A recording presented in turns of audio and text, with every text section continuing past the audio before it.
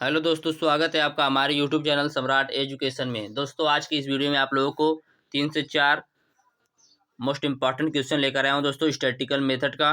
तो चलिए स्टार्ट करते हैं। पहला क्वेश्चन, यदि आप लोग इसका पीडीएफ चाहिए तो डिस्क्रिप्शन में व्हाट्सएप ग्रुप का लिंक और व्हाट्सएप नंबर दिया गया है, मैसेज करके आप लोग इसका पीडीएफ भी ले सकते हैं।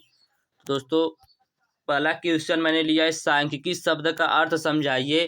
कि दोस्तों, जो सांख्यिकी शब्द है, स्टैटिस्टिकल शब्द है, इसका क्या मतलब है और इसकी परिभाषा क्या है। तो सबसे पहले इसकी परिभाषा देखेंगे। तो चलिए परिभाषा देख लेते हैं। परिभाषा क्या होती है सांख्यिकी की। सांख्यिकी एक विज्ञान और कला है जो संख्यात्मक आंकड़ों को संकलित करने, वर्गीकृत करने, प्रस्तुत करने, तुलना करने और उनकी व्याख्या करने की विधियों से संबंधित होता है।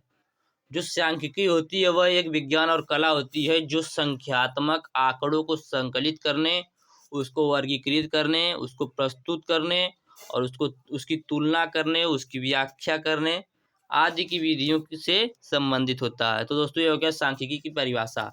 सांख्यिकी की परिभाषा क्या होगी, फिर से एक बार आप लोग देख लीजिए कि सांख्यिकी एक विज्ञान और कला है जो संख्यात्मक आंकड़ों को संकलित करने, वर्गीकृत करने, प्रस्तुत करने, तुलना करने और उनकी व्याख्या करने की विधियों से संबंधित होता है। संख्यात्मक आंकड़ा दोस्तों आप लोग ध्यान में दीजिएगा।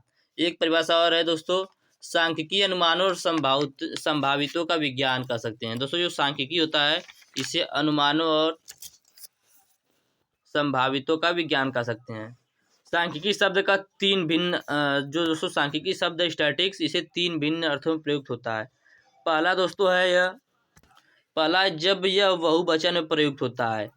जब यह दोस्तों सांख्यिकी जो है बहुवचन में प्रयुक्त होता है तो इसका अर्थ होता है आंकड़े या संख्यात्मक सामग्री जो कि पर्याप्त सीमा तक अनेकों कारणों से प्रभावित हो। यह एक बहुवचन में प्रयुक्त होता है। जब यह एक बहुवचन में प्रयुक्त होता है तो इसका अर्थ होता है आंकड़े या संख्यात्मक सामग्री जो कि पर्याप्त सीमा तक अनेकों कारणों से प्रभावित हो। किसी ध्येय विशेष को लेकर जो आंकड़े एकत्रित किए जाते हैं वे स्टैटिस्टिक्स कहलाते हैं। अगला दोस्तों, मैंने आप लोग को बताया कि इसे 3 शब्दों में बांटा गया। तो दूसरा है, जब यह एक बहुवचन में प्रयुक्त होता है तो इसका अर्थ सामग्री के इकट्ठा करने, उनका वर्गीकरण करने और उनके प्रयोग में लाने से होता है। जब यह एक वचन में प्रयुक्त होता है तो इसका अर्थ सामग्री को इकट्ठा करने, उसका वर्गीकरण करने और उसको प्रयोग में लाने से होता है। इसमें सामग्री निर्वाचन और सामग्री विश्लेषण की विधियां सन्निहित होती हैं जिन्हें सांख्यिकी विधियां कहते हैं, जिसे स्टैटिस्टिकल मेथड कहते हैं। तो दोस्तों, आएगा दूसरा शब्दों में।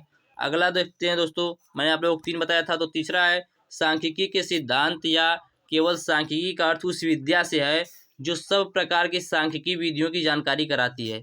सांख्यिकी का सिद्धांत या सांख्यिकी, केवल जो सांख्यिकी होता है उसका अर्थ उस विद्या से होता है जो सभी प्रकार के सांख्यिकी विधियों की जानकारी कराती है। सांख्यिकी विधियां जिस विषय के अंतर्गत आती हैं उस विषय को सांख्यिकी कहते हैं।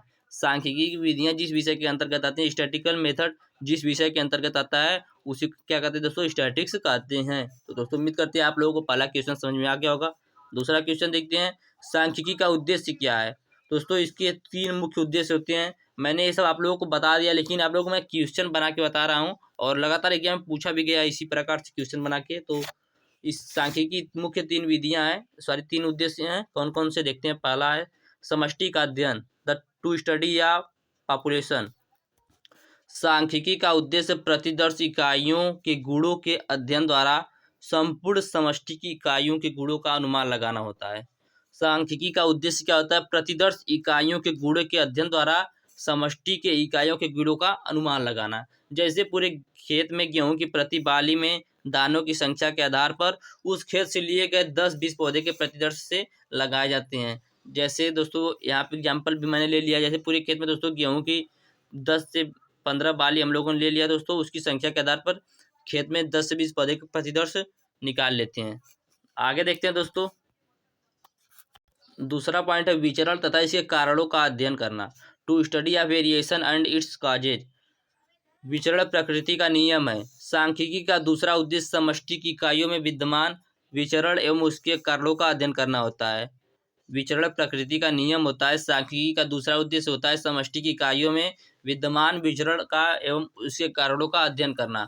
अगला दोस्तों तीसरा पॉइंट क्या होता है, आंकड़ों के लघुकरण तथा विश्लेषण की विधियों का अध्ययन करना। To study the method of reduction and analysis of data. सांख्यिकी का तीसरा उद्देश्य अव्यवस्थित रूप से रखे आंकड़ों को शीघ्र गाय रूप में बदलने की विधियों का अध्ययन करना होता है, जिससे कि इन आंकड़ों द्वारा निकाला जा सके। अब दोस्तों हम लोगों ने 2 क्वेश्चन देख लिया। इसका तीसरा क्वेश्चन दोस्तों देखेंगे, स्टैटिक्स की विशेषता क्या है, सांख्यिकी की क्या विशेषता है। तो यह एक संख्यात्मक राशियाँ होती है। ये स्टैटिक्स सदा समूह में होते हैं। दोस्तों जो स्टैटिक्स होती है वो संख्यात्मक राशियाँ होती है। जैसे दोस्तों मैंने आप लोग बताया था कि जैसे आप लोग कह देंगे अच्छा बुरा जवान अंधा, ये सब दोस्तों सांख्यिकी नहीं कहलाएगा। आप कहेंगे जैसे 25 कुंतल प्रति हेक्टेयर, 22 कुंतल प्रति हेक्टेयर, तो दोस्तों ये सब क्या कहलाएंगे, सांख्यिकी कहलाएंगे, मतलब संख्यात्मक राशियाँ होंगी। दूसरा दोस्तों स्टैटिक्स सदा समूह में होते हैं। इसका कहने का मतलब दोस्तों, इसका कहने का मतलब है कि केवल एक निरीक्षण, जैसे दोस्तों आपने कह दिया 25 कुंतल प्रति हेक्टेयर, तो दोस्तों ये सांख्यिकी नहीं कहलाएगा। इसी तरह के आपने कह दिया इसी तरह से बहुत से निरीक्षण किए दोस्तों आपने, और उन सभी निरीक्षणों को मिलाकर दोस्तों क्या हो जाएगा, समूह में हो जाएगा। दोस्तों यही बताया गया कि स्टैटिक्स सदा समूह में होते हैं। तीसरा पॉइंट होता है सांख्यिकी आपस में तुलना के योग्य होते हैं। इसका कहने का मतलब दोस्तों क्या होता है,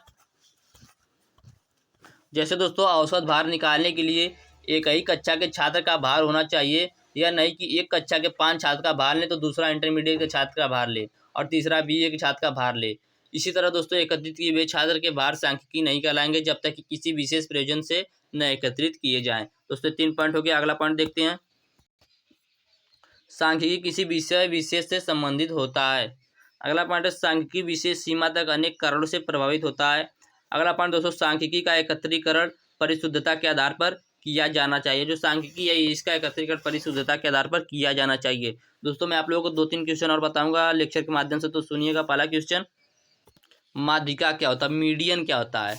तो दोस्तों जब सब निरीक्षण अपने मानों के आरोही या अवरोही क्रमानुसार विन्यस्त किए जाते हैं या अरेंज किए जाते हैं, तो उसके बीच वाला पद अर्थात वह पद जिसके दोनों ओर निरीक्षणों की संख्या बराबर हो, माध्यिका कहलाती है। माध्यिका का मतलब दोस्तों होता है बीच का।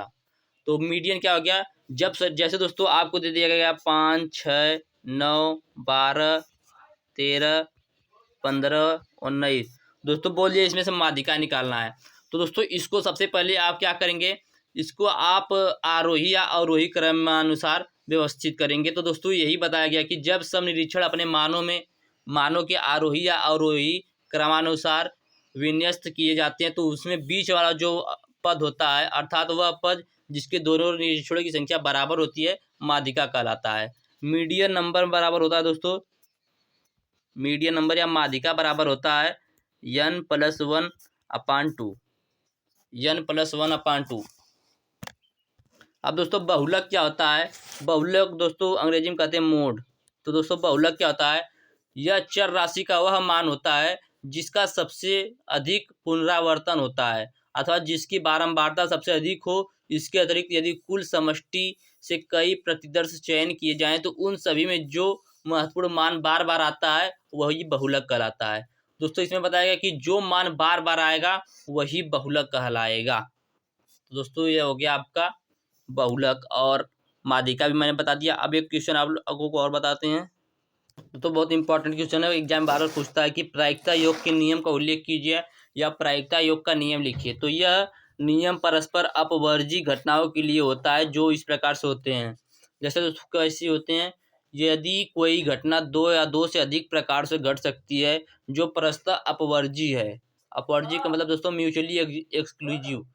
तो उस घटना के घटने की प्रायिकता उन सभी प्रकारों से घटने की प्रायिकताओं का योग होगी।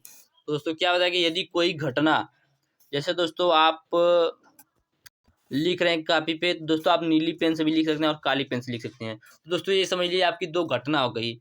यदि 2 घटना या 2 से अधिक प्रकारों से घट सकती है, यही जो घटना है 2 या 2 से अधिक प्रकार से घट सकती है जो परस्पर अपवर्जी होते हैं, तो उस घटना के घटने की प्रायिकता उन सभी प्रकारों से घटने की प्रायिकताओं का योग होगा। तो यही दोस्तों क्या है, प्रायिकता योग का नियम है। यदि इसी प्रकार P1, P2, P3, P किसी घटना ई के भिन्न भिन्न प्रकारों से घटने की प्रायिकता हो, तो इस घटना की प्रायिकता निम्न संबंध से प्राप्त होगी। तो दोस्तों क्या कर लेंगे, PE = P1 + P2 + P3 ...